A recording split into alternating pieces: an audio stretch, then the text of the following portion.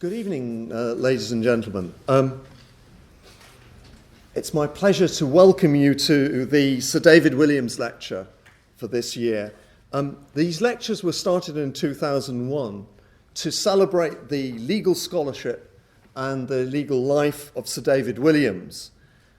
Sir David was a very eminent public lawyer who specialised in the control of public power. He was one of the main founders of modern administrative law in the universities, particularly in Cambridge. He was also passionate about fundamental rights and appropriate behaviour in public administration. His energy in helping to launch administrative law in this university is being recognised by the Faculty of Law, which is now trying to raise funds for a Sir David Williams Professorship of Public Law. From being the Rouse Professor and President of Wolfson College, Sir David moved to be the first full-time Vice-Chancellor of this university. And he led the university through quite difficult periods very well. In his retirement, he was energetic in raising funds for the university, for law, and for the Squire Law Library. And he was also very energetic in his presence in the faculty, supporting younger scholars. We're very glad to have today present here Lady Sally Williams and members of the family. And we're also glad to have Mr. Michael Russ, through whose generosity this lecture is funded, and who helped to work with Sir David Williams. And we're also grateful to the other co-funder, Mr. John Nolan, who unfortunately can't be with us this evening. It's my pleasure to welcome Judge Jean-Paul Costa to deliver this year's Sir David Williams Lecture. He was judge of the European Court of Human Rights for 13 years, and its president from January 2007 until November 2011, when he retired. As you will guess from his name, his family is by origin from Italy, from Genoa. His father was a French civil servant working in Tunis, where Jean-Paul Costa was born. And Judge Costa has had a very distinguished educational career, first at the Lycée Henri IV, before moving to the Faculty of Law at the University of Paris, then on to Sciences Po, and then onto the École Nationale de l'Administration, which is, as the French would say, a parcours parfait. On leaving ENA, he chose the Conseil d'État, inspired in part by leading human rights lawyer Jean Rivero, and worked closely with Guy Brébant. And it was his work with Guy Brébant in the research section of the Conseil d'État that first brought me into contact with him in 1985.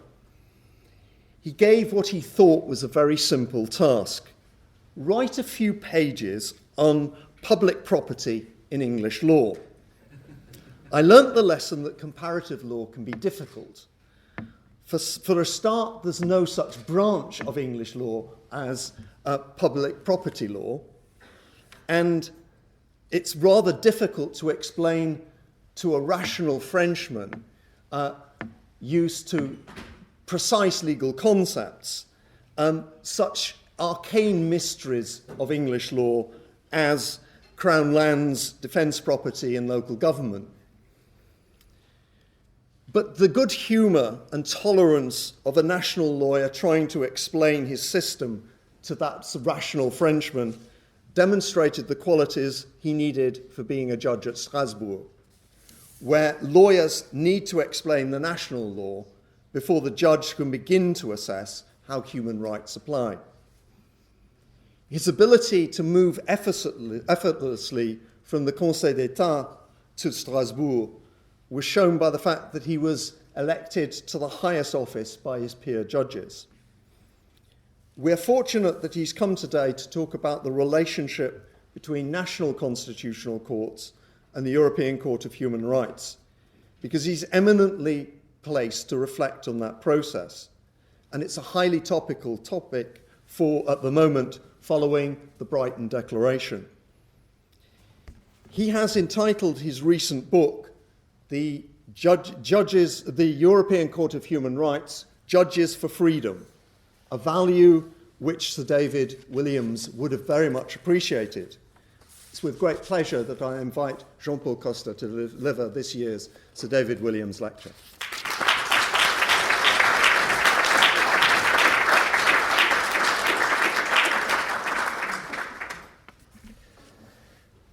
Thank you very much.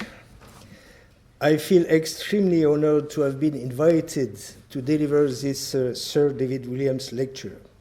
Dear Lady Sally Williams, dear members of Williams family, ladies and gentlemen, dear friends. If I am honored, it's due to many reasons. First, it's an honor to pay a thorough tribute to the memory of this prestigious lawyer and to his personality. I met David Williams only once in the context of the European Group of Public Law, of which he had been one of the first members at the end of the 80s. And my friend, Professor Spiros Flogaitis, who is the real founder, can testify that I say the truth. The group eventually gave him a laudatio in 2004, thus acknowledging the man's eminent qualities as a lawyer, as a professor, especially for English administrative law, as an administrator too. He still is very well known, even on the continent and elsewhere in the world. Secondly, the people who in the past gave the Sir David Williams lectures are so famous that I feel shy being added to their list, which I won't enumerate. The last and not least reason is that for the first time, I have an opportunity to be in Cambridge and to address here a very learned audience. I must confess that until today, I have never been in this marvelous city and university. It's never too late, I believe. And I'm very grateful to David Feldman and John Bell, thanks to whom I am now here in this prestigious Faculty of Law. As regards John Bell, he reminded me the good times, the good old times of the 80s. And when I heard you speaking about French or English properties, domaine public, it reminded me also a recent case of the Grand Chamber of the European Court of Human Rights. I was presiding, it's a G.A. Pye Oxford versus United Kingdom, and I must admit that to me, adverse possession is still a little mysterious. The main subject of my lecture will be the relations between the European Court of Human Rights, which I will call the court, and the national supreme and/or constitutional courts. I admit that I've been, during 13 years, a judge of the Strasbourg Court, and the last 5 years its president. I pretend to well know the matter. It's not at all an easy issue. One can imagine that such relationship is complex and not always harmonious. I suspect my lecture will make those aspects even more obvious. Before addressing my main topic, I would like to make a few preliminary remarks. To begin with, the European Court of Human Rights, the court, is no longer a young court, far from that. As you all know, the European Convention on Human Rights created it in 1950, and the court started its operations in 1959. Its first judgment dates back to 1960, more than half a century ago. My purpose is evidently not to tell you the history, even summarized, of the growth and development of the court, not even to emphasize its outstanding achievements since that far-off period. You generally know that. What is probably more interesting is to describe the current problems the Strasbourg Court is facing and will go on being confronted with in the next future. One of them, very well known, is a quantitative problem. I mean by that the unbelievable amount of new applications registered each year and consequently of pending cases which are in the registry's docket. Without entering into much detail, I simply see that for the very first time since the creation of the European system, during the year 2012, much fewer new applications have been registered than the number of cases disposed of by the court. The figure of pending cases at the end of 2012 is very significantly lower than the number at the end of 2011. It had reached the huge figure of 150,000 pending applications. It has been reduced within a year to 128,000. Still a huge number, but clearly significantly decreasing. These spectacular results, the first inversion in the long-term trend, is mainly the result of the entry into force of Protocol 14 to the Convention, especially due to the newly operating single-judge procedure. It is also a consequence of the improvement in the organization and management of the institution, testified by a recent audit made at the request of the Committee of Ministers of the Council of Europe, without forgetting the help of several member states that have put many lawyers at the disposal of the registry.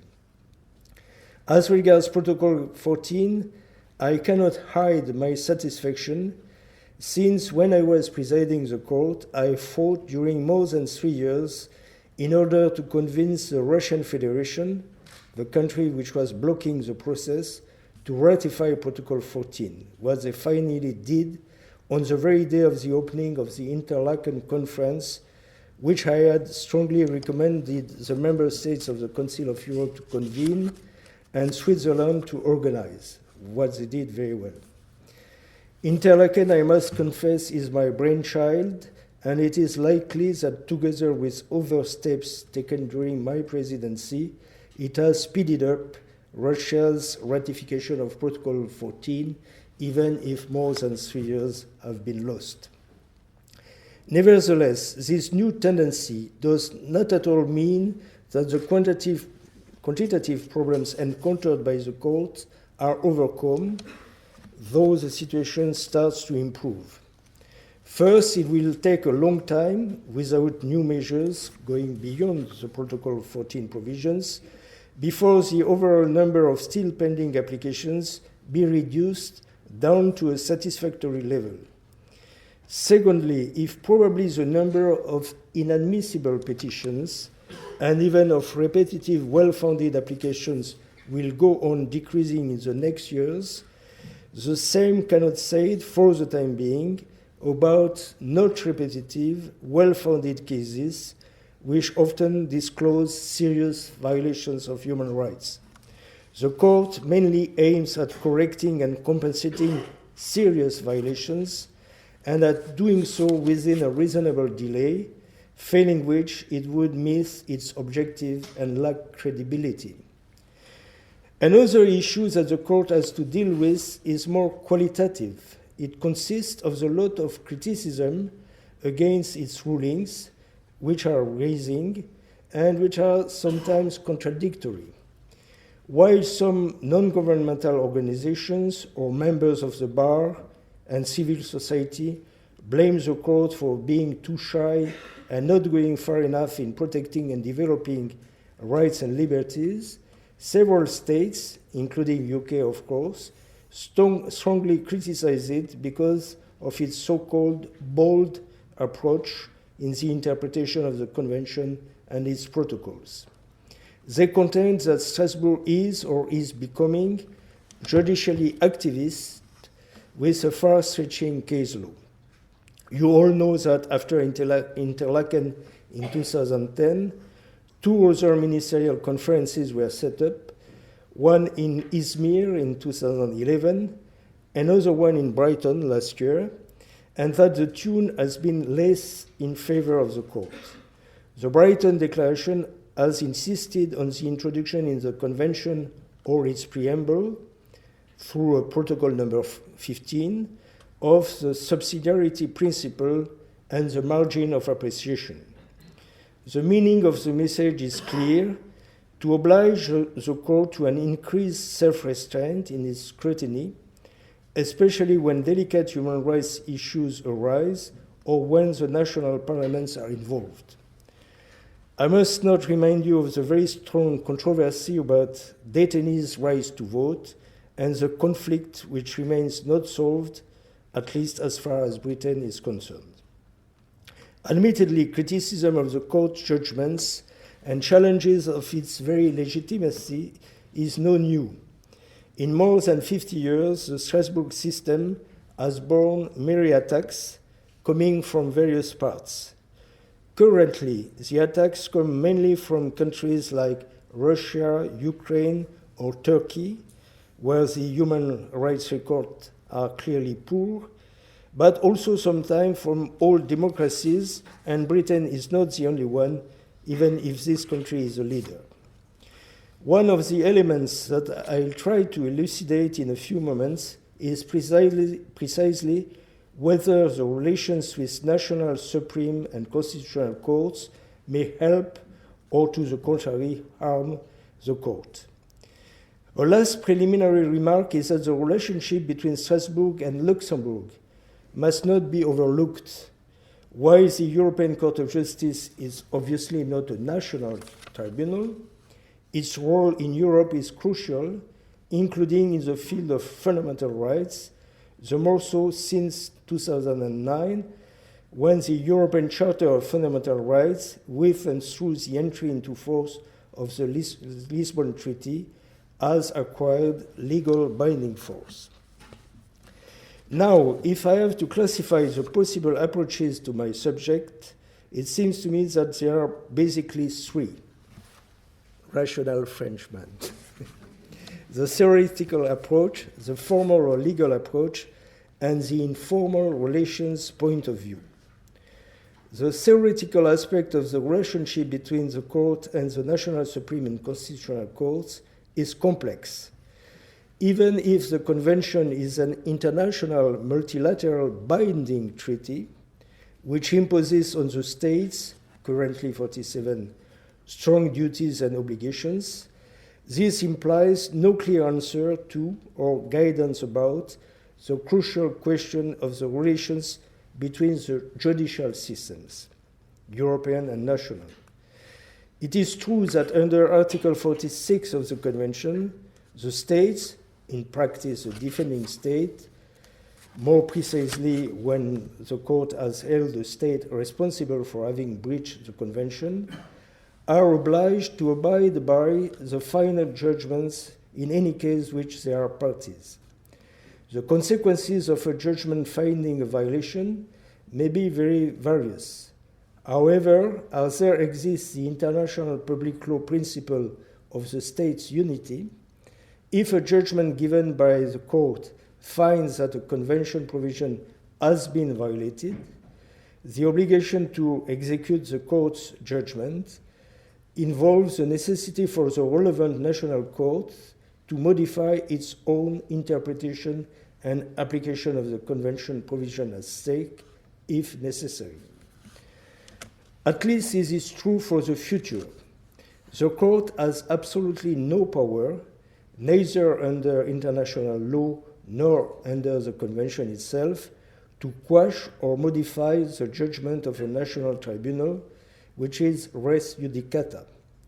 In its case law, the court frequently says that it's not a fourth instance tribunal, which goes beyond the impossibility of quashing a judgment and includes establishment of facts and the assessment of evidence left to the national courts.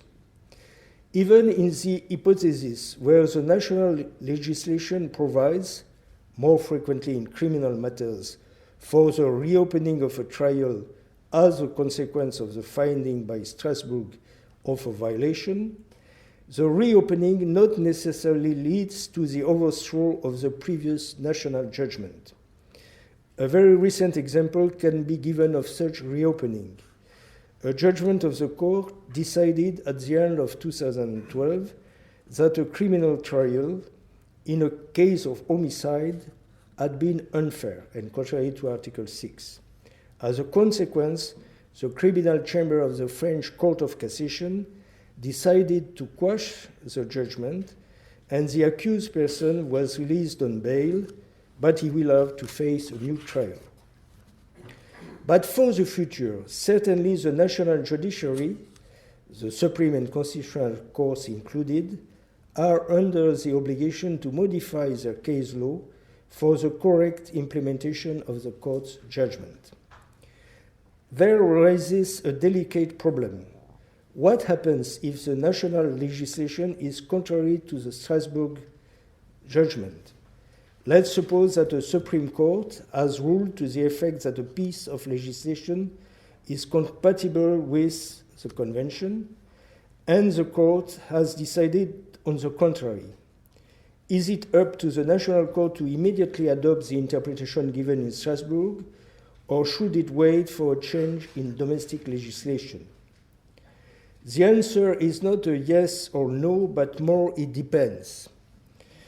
Because there are different legal patterns of relations between the Convention and national legislation, in many legal systems, like in Germany, for instance, or Italy, the Convention is considered as being at the same level as the Acts of Parliament.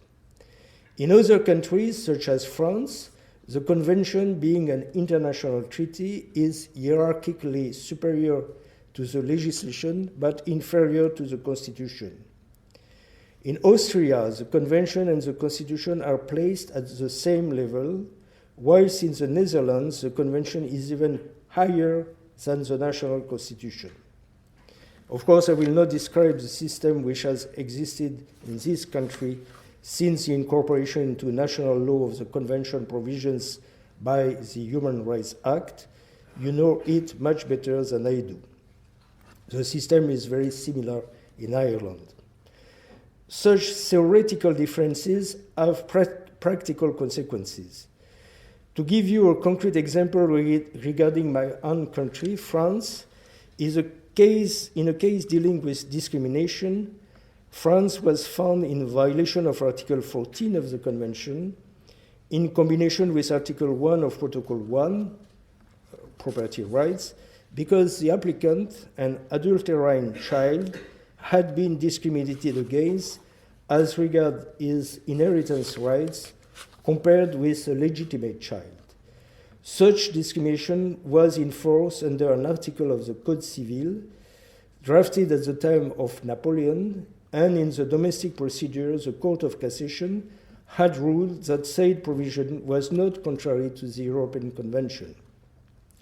A few weeks after the court's judgment, a person in the same situation as the applicant brought an analogous case before a first instance tribunal, which correctly, according to me, put aside that article of the Code Civil and gave satisfaction to this person with the reasoning that the Convention prevails over the Civil Code and that the interpretation of the European Court was decisive. It is only a year after that the Parliament abrogated the article concerned.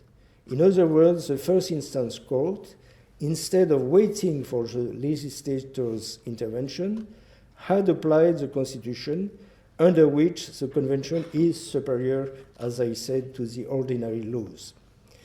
This is possible in the French constitutional system, not necessarily everywhere. Another example shows the diversity of the theoretical relations between Strasbourg and the national courts. In Turkey, there were state security courts established by the Constitution in order to adjudicate cases of people charged with terrorist acts in a broad sense. They were composed of two civilian judges and a military judge. The court decided that such composition was contrary to the principles of judicial independence and impartiality, and in violation of Article 6, Paragraph 1 of the Convention. To enforce the judgment, further confirmed by many others, the defending state had to modify not only its legislation, but also the Turkish constitution itself, and this was done. A third example, again in a French case, may give you the impression that the logical consequences of a theoretical model are sometimes going far. A bill had been passed in Parliament in France, including retrospective provisions to the effect to validate decisions regarding social security in the framework of a judicial conflict between employees of social security offices and those agencies. The French Constitutional Court, the Conseil constitutionnel, before which the bill had been challenged, decided that the retrospective provisions were in conformity with the Constitution. The applicants came to Strasbourg. In a Grand Chamber judgment, the court clearly said that even if the Conseil constitutionnel had decided that the bill was constitutional, that was not sufficient to establish that it was in conformity with the Convention. And the court held that Article 6, Paragraph 1 had been violated for breach of the principle of equality of arms and of the fair trial. Implicitly but necessarily, this judgment means that the Convention is superior, which is correct under international law, but not under French constitutional law. Fortunately, the Conseil constitutionnel did apply afterwards the same approach about retrospective legislation, avoiding an open conflict between both jurisdictions. Now, at practical level, the relations between the court and the domestic courts are in a sense simpler. As I said, there is a clear obligation for any state, which stems from the Convention, which is to execute a judgment in a case to which the state is a party. That duty has to be combined with the right to an effective remedy, Article 13 of the Convention, and with the necessity to exhaust domestic remedies, Article 35, the transcription or transposition of the subsidiarity principle.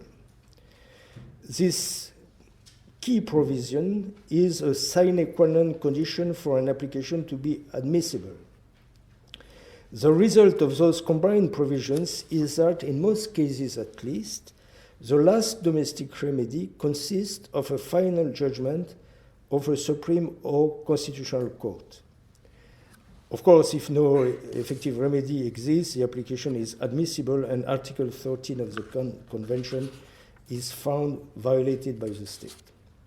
But whenever that is the case, the Strasbourg court is more or less obliged, on the merit of the case, to check whether the domestic courts have correctly or wrongly interpreted the Convention and applied it. If the judges in Strasbourg agree with the legal findings of the National Court, the solution will be the rejection of the application.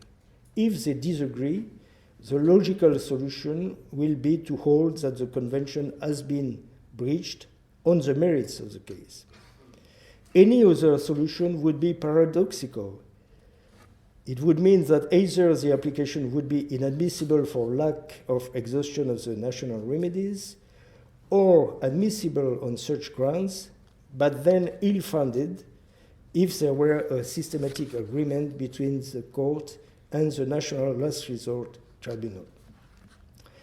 Here come into play two important elements of the judicial review or European control exerted by Strasbourg: the proportionality principle and the doctrine of margin of appreciation. Many rights guaranteed by the Convention and its protocols are not unlimited rights, obviously not prohibition of torture or of slavery, for example, or arbitrary deprivation of liberty, but many other rights. The wording of the relevant provisions shows that even when interference with the exercise of such rights is foreseen by law and pursues a legitimate aim, it is contrary to the Convention if the interference is not necessary in a democratic society, which means proportionate to the aim pursued. Any assessment of this proportionality or disproportion leaves room for a subjective and qualitative evaluation of what the national courts have decided on the basis of the reasoning of their judgments. Again, it's not a simple matter of yes or no, like for the other conditions, the foreseeability of the law or the legitimacy of the aim. It calls for a more subtle assessment. And this is widely increased by the application of the doctrine of the national margin of appreciation, which, it must be noted, is a purely judge-made legal notion absent from the text of the Convention. Anyhow, in the court's case law, the use of the margin of appreciation enables the court to restrain its control and to find, in many hypotheses, that the domestic court solution, not finding a violation, can be followed, especially when one talks about proportionality assessment. The margin of appreciation, which is based on the respect to be paid to national traditions, legal, cultural, religious, political, and so forth, is broader or narrower depending on the matters. It may be compared to a safety valve in terms of extension or reduction of the court's scrutiny. It is also a factor that makes the relations with the domestic courts easier and smoother. Indeed, the recourse to that notion has the evident effect of reducing the number of cases where the court in Strasbourg disagrees with the domestic jurisdictions, usually the Supreme and Constitutional Courts. Those who would like the court being more judicially activist frequently criticize the recourse to the margin of appreciation. But those who find the notion too flexible and vague, opening the jurisprudence to the risk of inconsistency from a case to another in a system based on the right to individual petitions, also often blame this recourse. It is certainly a domain of delicate evaluations of the court's judicial policy. I would like now turning to another point. What are the consequences of the divergences, when they happen, between domestic courts and the European Court of Human Rights? First of all, my experience makes me consider that there are not so many cases of flagrant divergences.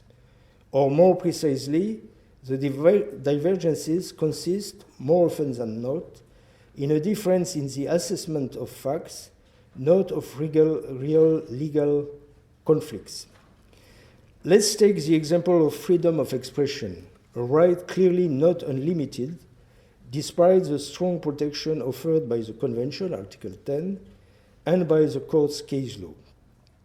Many times, the fact that an applicant loses his or her case in the domestic trial, eventually wins it before the court, depends on a different evaluation of the proportionality of the interference, which itself depends on the different weight given by the national courts and the court to the interest in presence. This is especially clear in the numerous cases of defamation dealt with in Strasbourg.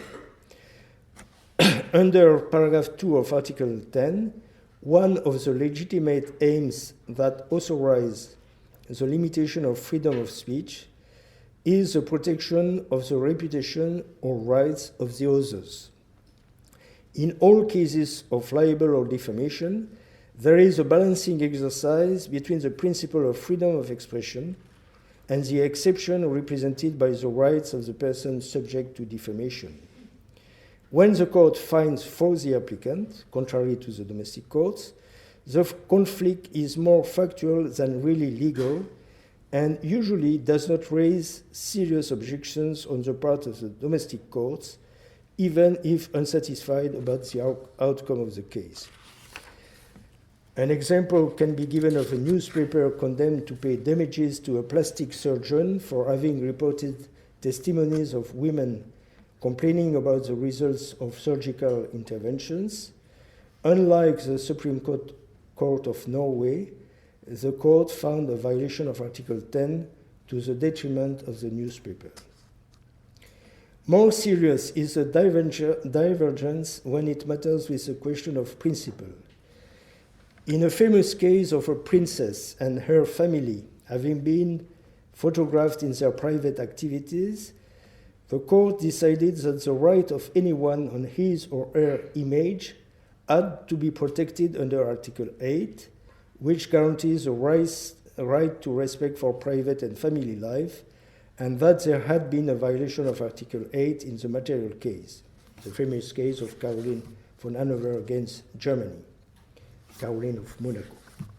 The Federal Constitutional Court of Germany had, to the contrary, ruled that the princess was a contemporary public figure and therefore was deprived of the protection under Article 8, which could not, in the circumstances, prevail over freedom of press.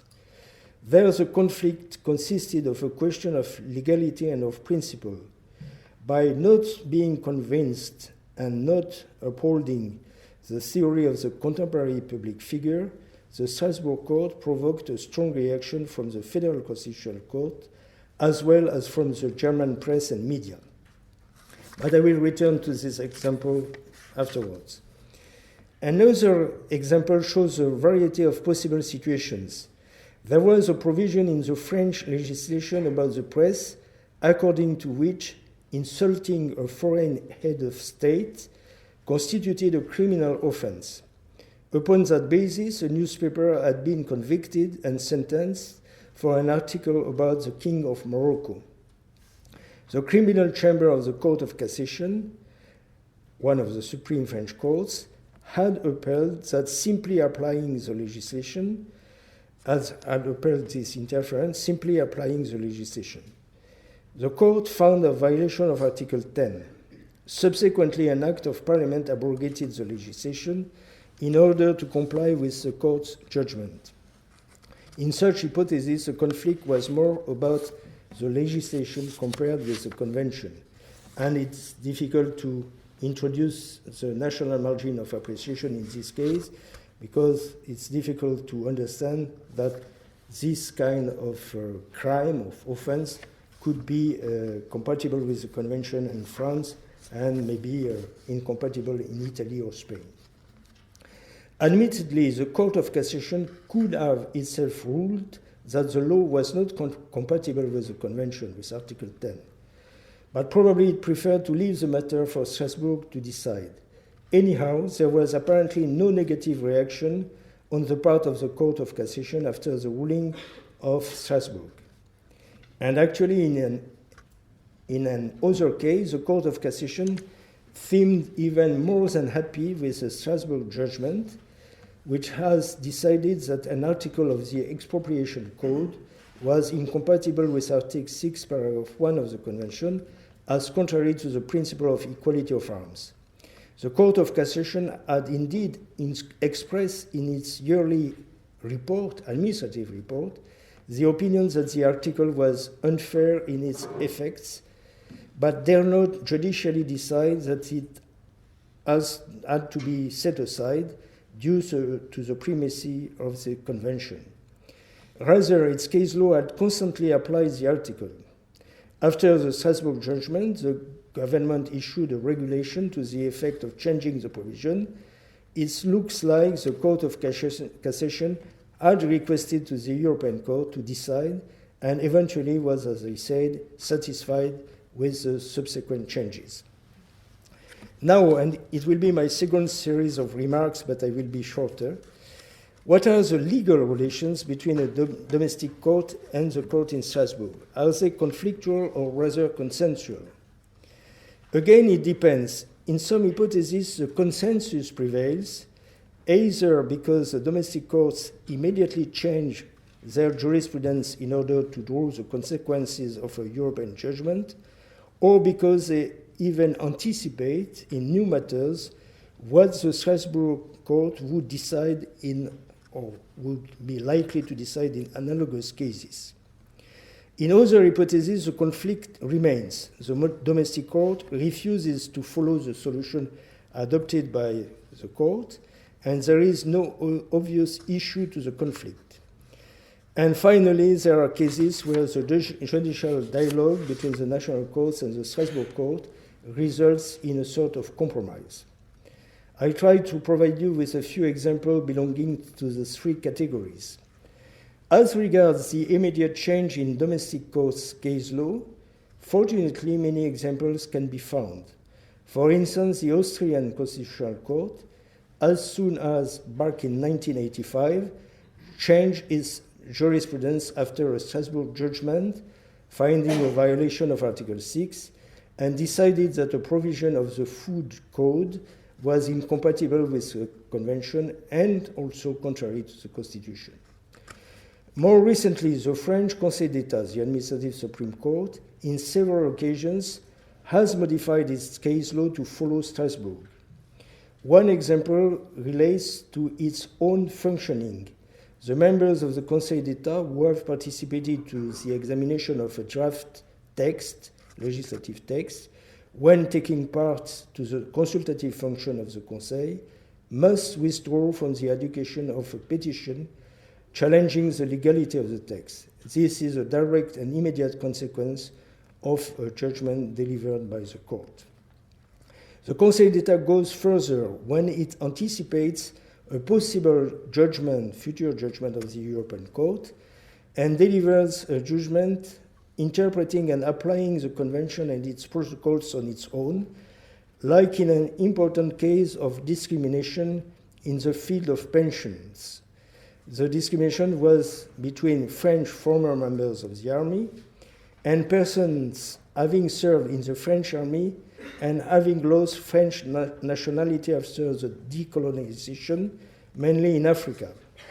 This attitude of the Conseil d'État is remarkable inasmuch as during years this body has long resisted the influence of the European Court. Still in France, the Court of Cassation, also reluctant in the past, is now clearly obedient, inverted commas, to the rulings made in Strasbourg. In 2011, the main panel of the Court of Cassation solemnly decided that whenever the Strasbourg Court has issued a judgment and settled the problem, even in a case against another country, it was Turkey, it is necessary to immediately draw the consequences of that judgment without waiting for the intervention of the legislator. The stance of the Court of Cassation was in relation to an important issue, namely the presence of a lawyer to assist a person in custody since the very beginning of the custody. In United Kingdom, most of the judgments made in Strasbourg, contrary to a judgment of a domestic court, are executed and give birth to changes in the domestic case law. For instance, in the cases of people revoked from the military forces on the grounds of their sexual orientation or sexuality, the leave to appeal had been refused to the applicants. After the judgment in Strasbourg finding for them, the domestic courts changed their case law in this kind of cases. It is true that the government had changed their policy. The same applies for the so-called martial courts cases. As regards the French Constitutional Court, Conseil constitutionnel, it expressly referred to a judgment of the court in its October 2004 opinion about the conformity to the constitution of the treaty establishing a constitution for Europe, which was eventually rejected by referendum in France and in the Netherlands. And in 2010, the Conseil went further than the court in protecting the conventional rights. It decided that the provision of the Code de procédure pénale was contrary to the French constitution, whereas the court has decided that the same provision was compatible with Article 6 of the Convention. So it's a reverse situation compared with the problem of retrospective legislation. It must also be noticed that the European Court of Justice and the European Court of Human Rights try as far as possible to modify or adapt their respective case law in order to avoid conflicts. By example, the Luxembourg Court has changed its interpretation of home under Article 8 of the Convention, extended it to business premises in order to apply the Strasbourg interpretation. Reciprocally, Strasbourg followed Luxembourg like in a case of discrimination between men and women in a matter of pensions. In the second category, there are persisting conflicts between the Strasbourg court and the domestic courts. Probably the most famous example is, again, the case of the rights to vote of the detainees. The story is well known. In Hearst versus UK in 2005, the court decided that a blanket disenfranchisement of the prison population was exceeding the national margin of appreciation and was incompatible with Article 3 of Protocol 1, which guarantees the right to vote. These judgments was actually never enforced. In 2011, in a pilot judgment, Greens, the court confirmed Hearst.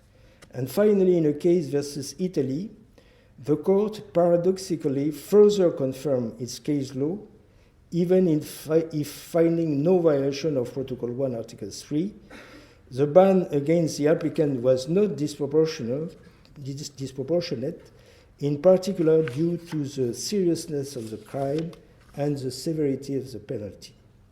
Now the ball is still on the British side. The Committee of Ministers, after Greens and Scopola, this Italian case, has given 18 months to the British authorities for enforcing Hearst. But it's clear that the resistance is mainly coming from the government and parliament, even if in the case of Hearst, the judiciary did not give satisfaction to the applicant. A last example is the Swiss case of Nollinger and Schuruk. In a sensitive case of international abduction of a child within the context of the Hague Convention, the Swiss Federal Court had ordered a Swiss mother who had abducted her son from Israel, fearing some dangers if he stayed there with his father, to return the child. A chamber of the court in Strasbourg held that there was no violation of Article 8 stemming from the order. At the request of the applicants, Mrs. Nollinger and his son, the case was referred to the Grand Chamber, and the Grand Chamber reversed the Chamber's judgment and concluded that Switzerland had breached Article 8. The Swiss Federal Court strongly reacted, arguing that the lapse of time had influenced the Grand Chamber and given an unfair ruling. In a sense, this argument can be accepted, but the very possibility opened by the Convention of a rehearing of an application by the Grand Chamber would be deprived of effect if the first judgment in Strasbourg should have to be always upheld. The third category of cases that I like to mention consists of a true judicial dialogue between national courts and the European Court. A good example is the British case of Al-Khawaja and Tahiri. It relates with deposition of witnesses and evidence by hearsay. In its chamber judgment, the court found a violation of Article 6 in respect of the two applicants and established some principles about testimonies and evidence. Following that judgment, in a case called Horncastle, the Supreme Court took into account the Strasbourg case law while calling for a review of its principles, as firmly suggested by Lord Phillips in his opinion. Subsequently, the Grand Chamber reheard both cases at the request of the British government and reached the conclusion that there had been a violation as regards Mr. Tahiri, but not in the case of Mr. Al-Khawaja.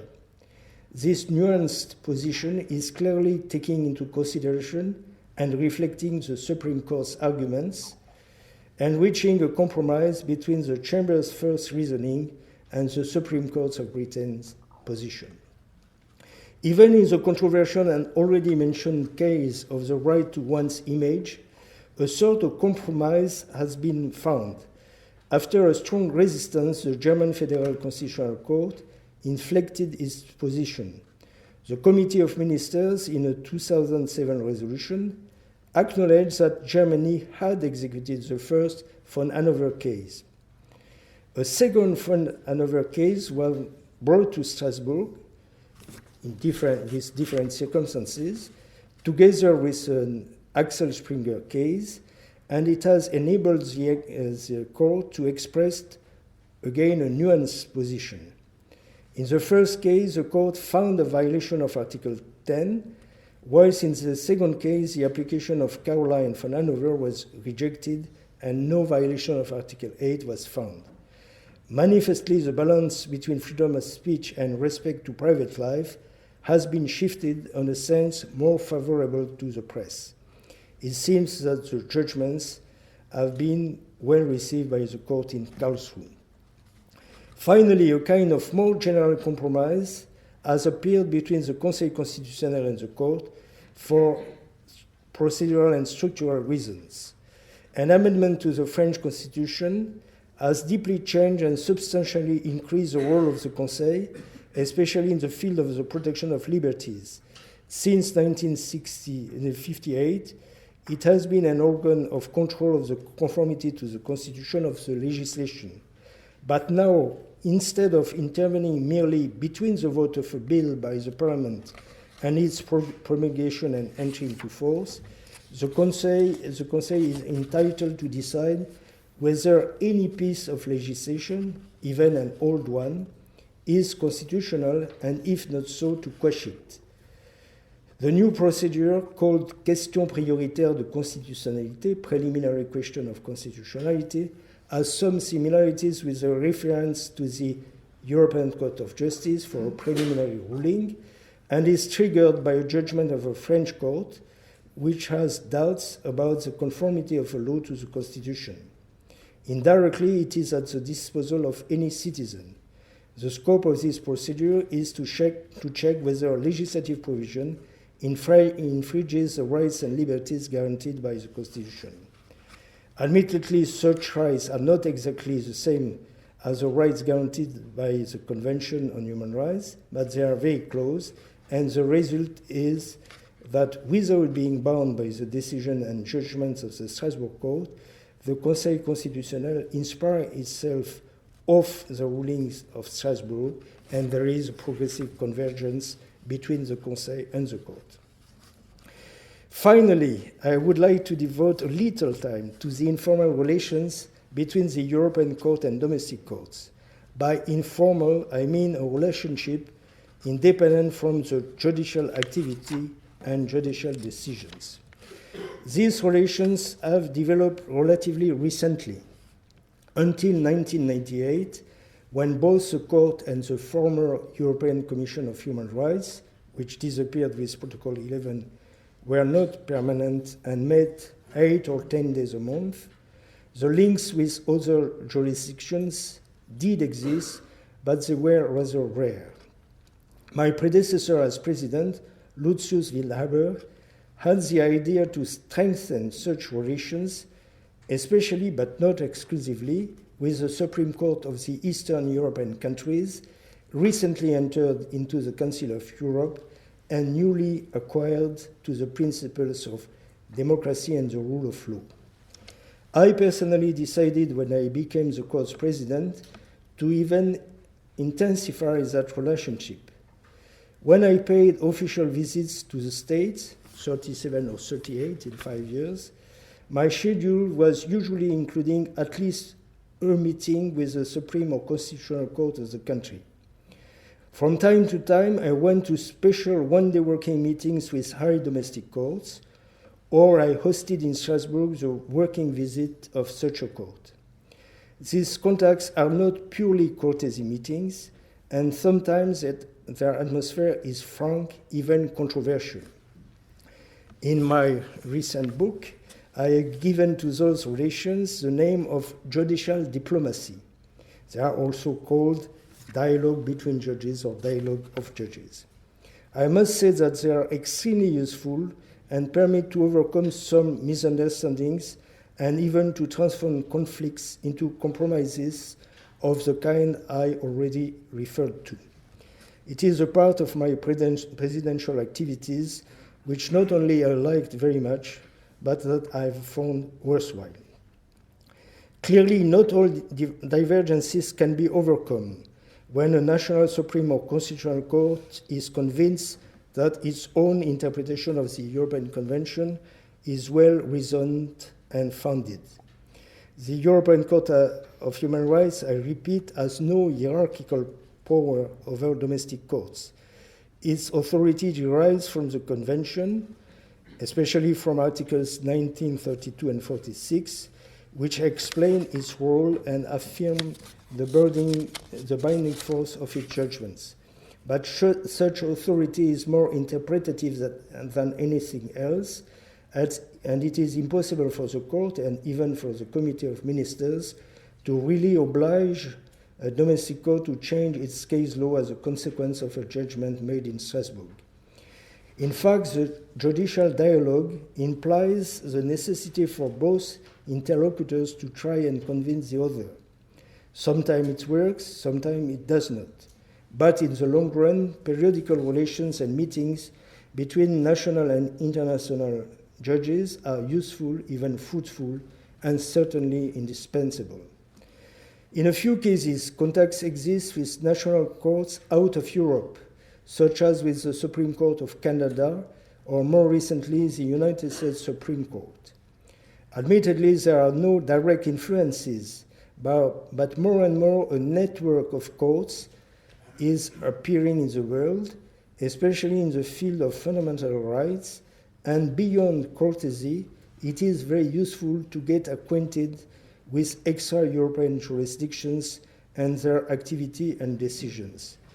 When the first meeting with the US Supreme Court took place in March 2012, George Washington University organized a seminar with judges of Strasbourg, including myself, justices of the Supreme Court, and academics and scholars. The general theme was freedom of speech, as it is protected under the American First Amendment and under the European Convention, and the debates were highly profitable to all, I think.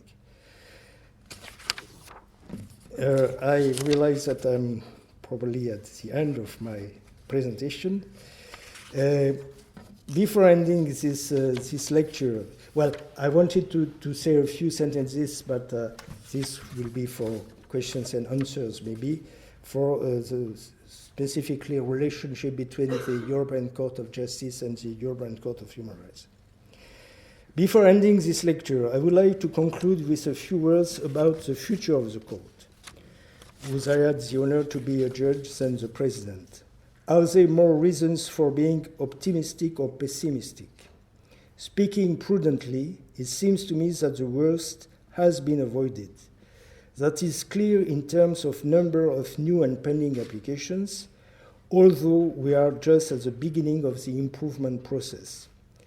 In terms of political image of the court and attacks against it, I also think that we have overcome the most difficult moments. Human rights are obviously less popular in times of economic and social crisis, of fight against terrorism, of increase in organized crime and traffics of all kinds. The consequences on the support to be given by the governments and the public opinion to a body such as the European Court of Human Rights cannot by any means be neglected or underestimated. Nevertheless, a jurisdiction that has successfully protected rights and freedoms for more than 50 years and whose influence and prestige spread beyond the borders of the continent, such a body should continue and cannot disappear. It is at least my profound conviction. I am very grateful for your attention.